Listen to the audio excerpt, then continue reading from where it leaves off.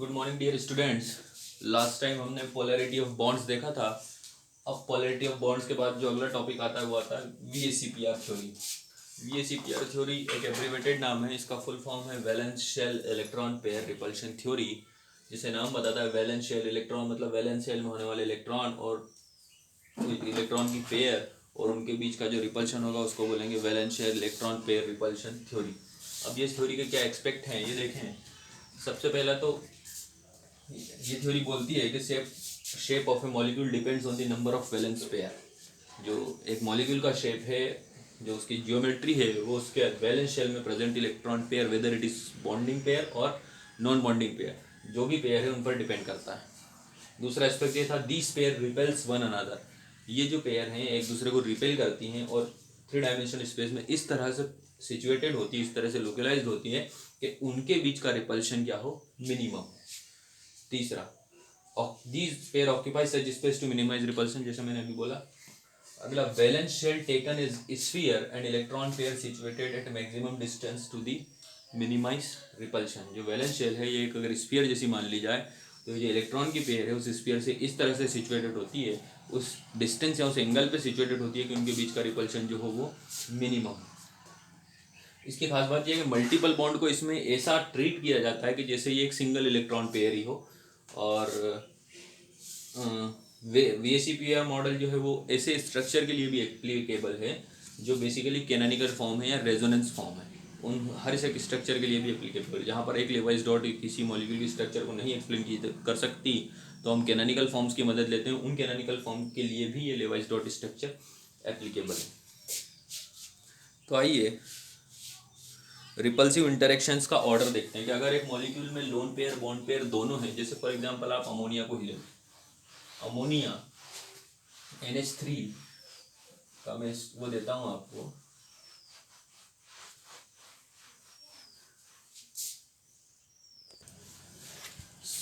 For example ammonia के case में nitrogen जो है, नाइट्रोजन में 7 इलेक्ट्रॉन, इसका कॉन्फ़िगरेशन आप देख सकते हैं 1s2 2s2 2p3। तो वैलेंस शेल की बात अगर करें तो वैलेंस शेल के केस में वैलेंस शेल में S में 2 इलेक्ट्रॉन और P में 3 है।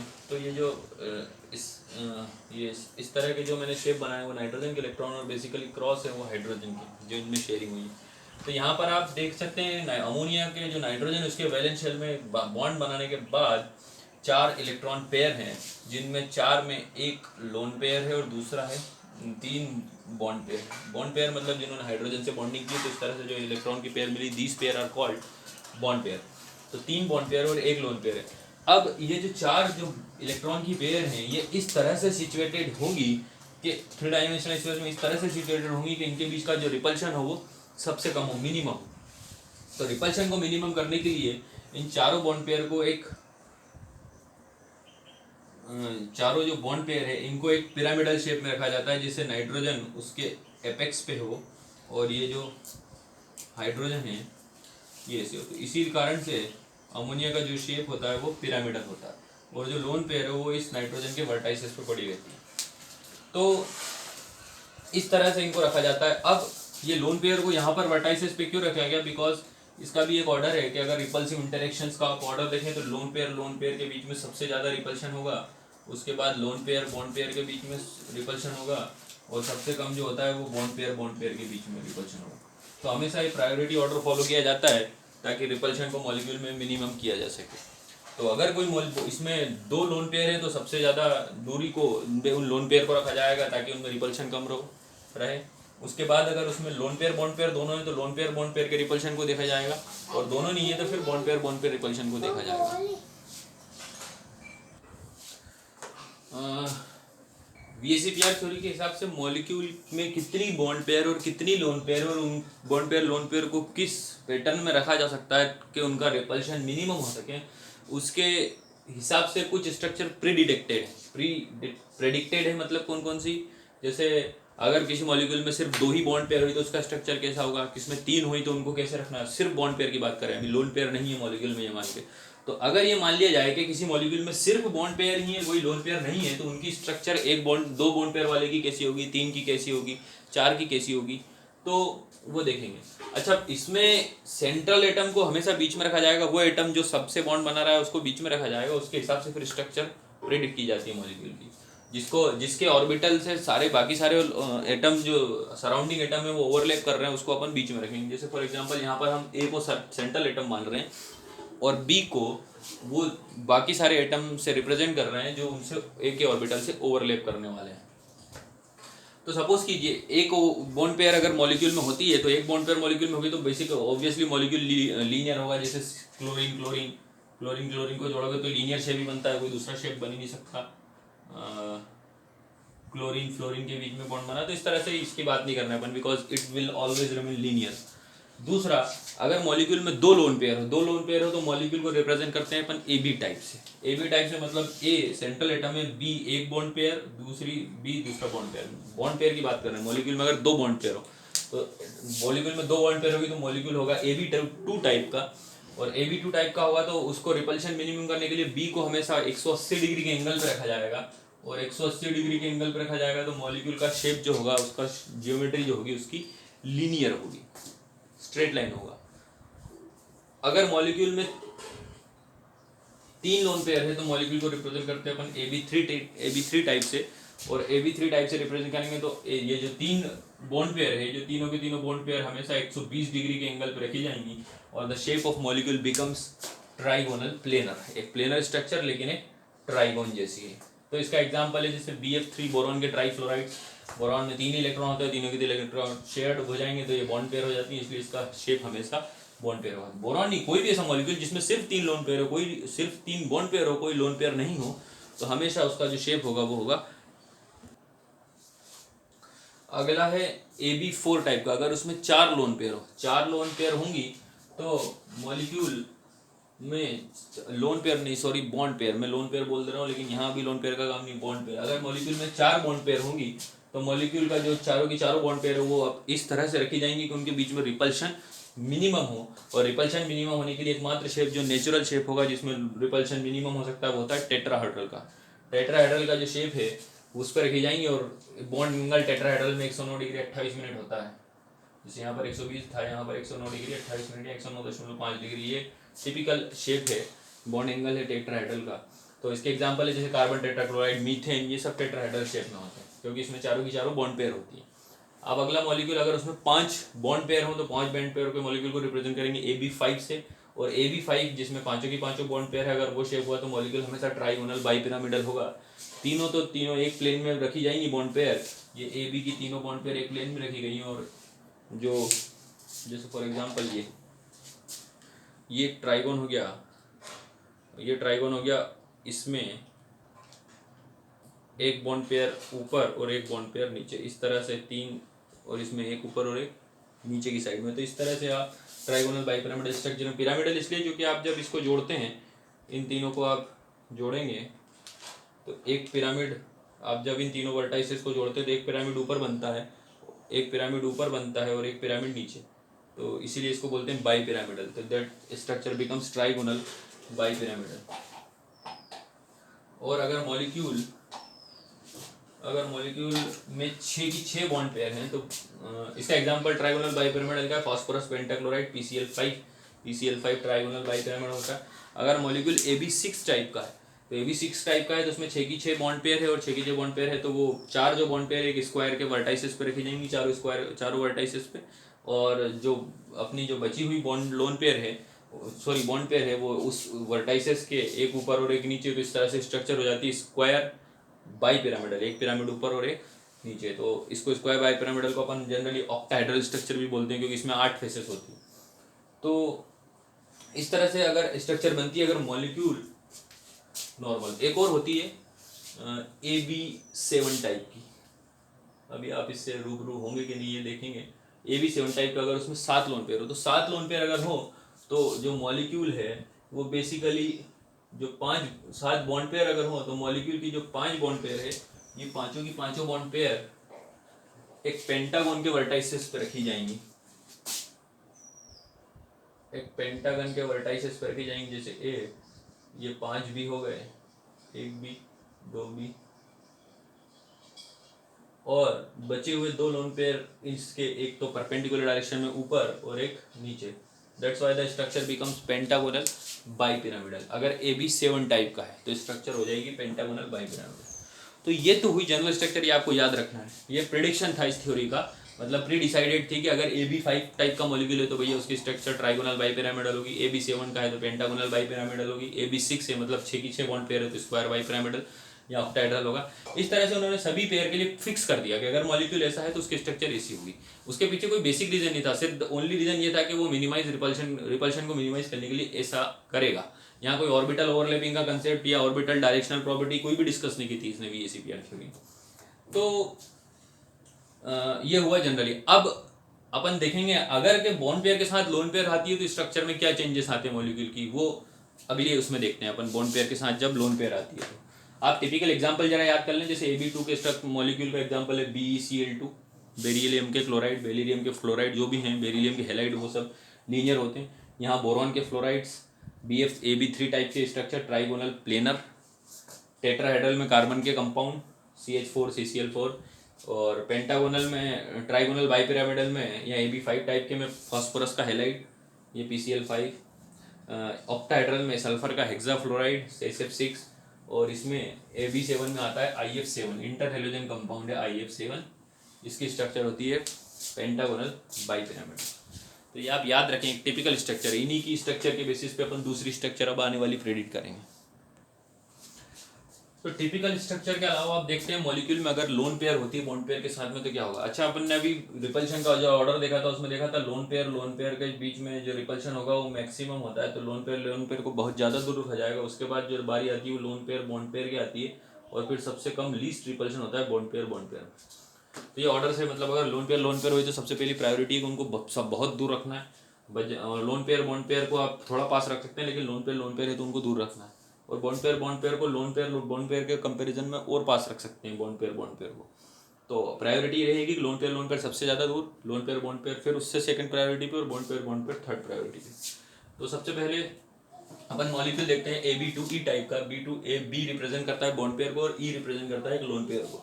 तो सपोज कीजिए इसमें 2 बॉन्ड पेयर और एक लोन पेयर, टोटल पेयर हुई 3।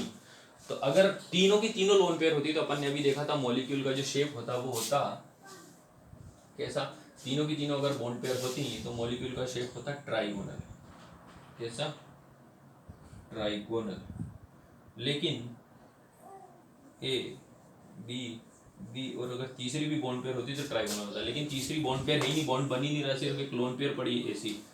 तो जो मॉलिक्यूल का जो पेयर है बेसिकली ये जो बॉन्ड पेयर है, ये बॉन्ड पेयर इक्वल डिस्टेंस पे रखी जाएंगी, पर इनसे भी दूरी मेंटेन की जाएगी because lone pair bond pair का रिपल्शन ज़्यादा है।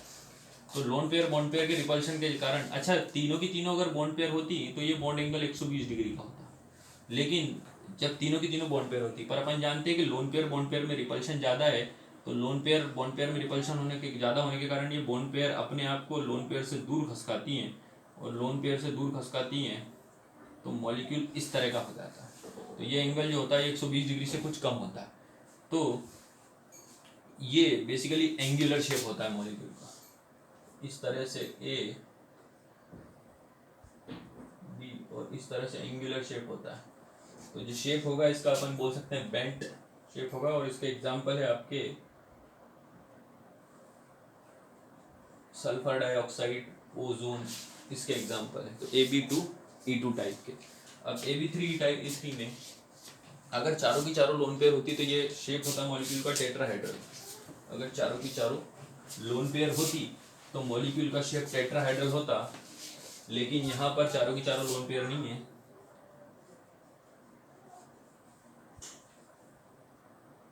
अगर चारों की चारों बॉन्ड पेयर होती तो मॉलिक्यूल का शेप टेट्राहेड्रल हो जाता, AB4 टाइप का हो जाता, लेकिन एक बॉन्ड पेयर को हमने लोन पेयर से रिप्लेस कर दिया है, इसलिए नाउ एक लोन पेयर जो है ये वर्टाइसिस पर रख दी जाएगी, बाकी सब ये बॉन्ड पेयर। तो यहाँ पर अगर टेट्राहेड्रल होता तो बॉन्ड एंगल 109 डिग्री 28 मिनट का होता, लेकिन 109 डिग्री 28 मिनट का तब होता जब टिपिकल टेट्राहेड्रल होता। तो टिपिकल टेट्राहेड्रल ना होते हुए यह लोन पेयर यहाँ पर आ गई, तो लोन पेयर बॉन्ड पेयर के रिपल्शन के कारण ये बॉन्ड पेयर थोड़ी पास में आ जाएंगी, क्योंकि इससे रिपल्शन फील करेंगी वो। तो ये जो बॉन्ड एंगल है 109 डिग्री 28 मिनट से कुछ कम हो जाएगा। तो ऐसा होता है आपका 3 तो बॉन्ड पेयर हो गई, एक लोन पेयर। इसका जो शेप होगा आपका टिपिकल B B B तो यहाँ पर लोन पेयर, इसको बोलते हैं पिरामिडल।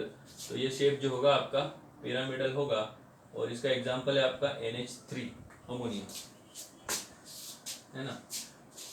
और AB2E2 टाइप के मॉलिक्यूल जिसमें टोटल बॉन्ड पेयर 2 हैं, लोन पेयर भी 2 हैं, तो 4 बॉन्ड पेयर अगर होती तो मॉलिक्यूल का शेप कैसा होता है, टेट्राहेड्रा। लेकिन 2 लोन पेयर है, तो अब 2 लोन पेयर है तो मॉलिक्यूल दूसरी लोन पेयर भी यहीं रखी जाएंगी, एक यहाँ पर, तो मॉलिक्यूल का बॉन्डिंग और कम हो जाएगा और मॉलिक्यूल अब इस तरह का दिखेगा।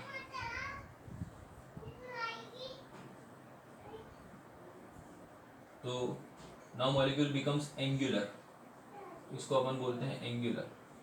जैसे पानी, वाटर का स्ट्रक्चर जो होता है वो ऐसे ही होता है, एंगुलर, H2O। आगे आता है AB4 टाइप का, तो AB4 का अपन देख चुके हैं, AB4 होता है टेट्राहेड्रल होता है। अभी आता है AB4E। अगर 5 पेयर होती और उसमें से 4 बॉन्ड पेयर और एक लोन पेयर होती, तो 5 पेयर का मैं आपको बता चुका हूँ, 5 पेयर का होता है ट्राइगोनल बाइपिरामिडल। ट्राइगोनल बाइपिरामिडल अगर पांचों की पांचों बॉन्ड पेयर होती तो ट्राइगोनल बाइपिरामिडल होता, जैसे पांचों की पांचों अगर लोन पेयर होती तो ऐसा। लेकिन अब बॉन्ड पेयर आ गई तो बॉन्ड पेयर को कहाँ, लोन पेयर आ गई तो लोन पेयर को कहाँ रखा जाएगा, लोन पेयर को हमेशा ऐसा रखा जाएगा कि रिपल्शन मिनिमम हो।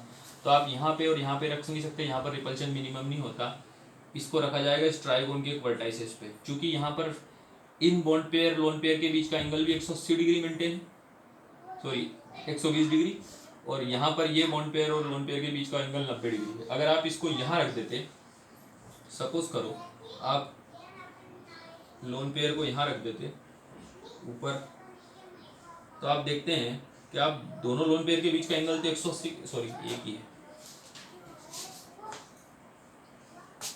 इतना टाइप का है AB4। तो आप देखते हैं आप एक बॉन्ड पेयर लोन पेयर के बीच का एंगल तो 180 कर देते हैं, लेकिन बाकी सारी बॉन्ड पेयर और लोन पेयर के बीच का एंगल 90 डिग्री कर देते हैं। तो ये थोड़ा गड़बड़ होता मामला। अब यहाँ पर 2 ही एंगल 90 डिग्री के हैं, 2 बॉन्ड पेयर के, बाकी 3 एंगल 120 के, और यहाँ पर क्या होता, 3 एंगल 90 डिग्री के रहते और एक एंगल 180 का रहता। तो इस केस में रिपल्शन ज़्यादा होता है, इसलिए यहाँ पर नहीं रखा जाएगा इसको रखा जाएगा एक ट्राइगोन के वर्टाइसिस पर। तो इसका जो शेप होगा AB4E2 का, इसमें 4 बॉन्ड पेयर है, एक लोन पेयर है, तो इसका शेप जो होगा आपका ट्राइगोनल बाइपिरामिडल होने के बजाय ये बेसिकली ऐसा हो जाता है।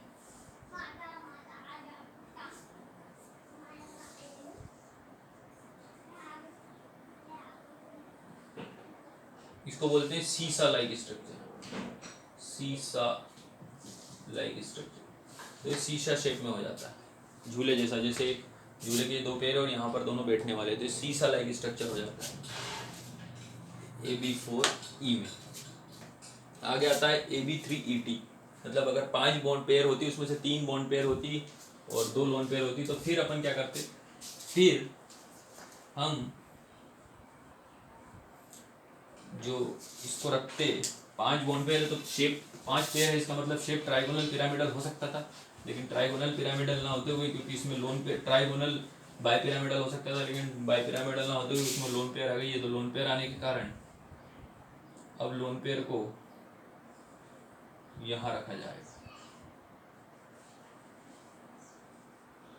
तो lone pair bond pair repulsion के कारण ये जो बॉन्ड पेयर है थोड़ी से दूर शिफ्ट हो जाती हैं, और दूर शिफ्ट हो जाती है तो ये जो टी शेप दिखने लगता है मॉलिक्यूल, आपका मॉलिक्यूल ऐसा दिखता है, और टी भी बेंट, क्योंकि टी कब होता है, जब ये स्ट्रेट होता है, लेकिन ये bond pair lone pair repulsion के कारण टी बेंड हो गया, तो ये इसमें 3 बॉन्ड पेयर 2 लोन पेयर और मॉलिक्यूल हो जाएगा इस तरीके से।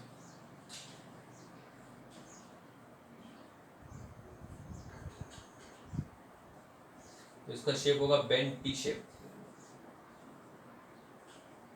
Bent T shape. अच्छा, इसके एग्जांपल सीसॉ लाइफ का जो एग्जांपल था ये SF4 था, इसका जो एग्जांपल हो जाएगा ये हो जाएगा ClF3, इंटररेजन कंपाउंड है ClF3। आगे आते हैं AB5E पे, तो 5 बॉन्ड पेयर 1 लोन पेयर। अब अगर मॉलिक्यूल होता तो 6, इसका जो होता है स्क्वायर बाइपिरामिडल होता, लेकिन स्क्वायर बाइपिरामिडल ना होते हुए मॉलिक्यूल में 1 लोन पेयर आ गई और 1 लोन पेयर आ गई है, तो स्क्वायर बाइपिरामिडल ना होते हुए वो कैसा होगा देखते हैं। मैं ये सब मिटा रहा हूँ पहले वाले।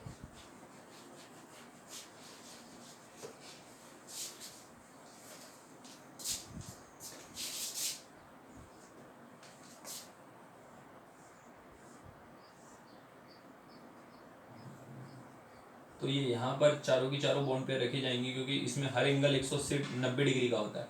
सिर्फ दो ही आप आमने सामने के एंगल 180 डिग्री के होंगे, तो एक उस पर लोन पेयर को रख दिया जाएगा, क्योंकि एक लोन पेयर है और बाकी सब बॉन्ड पेयर रहेंगे, तो इसका शेप जो होगा मॉलिक्यूल का वो इस तरीके का होगा।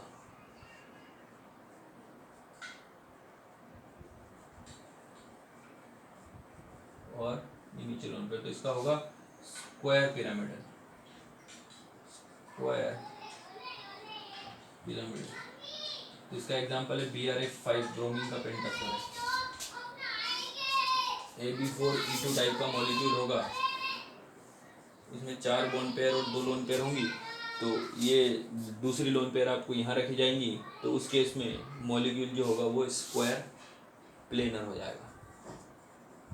स्क्वायर प्लेनर, तो स्क्वायर प्लेनर हो जाएगा, और इसकी एग्जांपल है ज़ेनॉन का टेट्राक्लोराइड। तो ये सभी स्ट्रक्चर आप ध्यान रखें कि लोन पेयर आती है तो बस उसको कहाँ रखना है, और उनके टिपिकल एग्जांपल। इस तरह से आप VSEPR थ्योरी को एक्सप्लेन कर सकते हैं। अब आप ये स्ट्रक्चर बुक में पढ़ लें, कल हम देखेंगे valence bond theory. Thank you.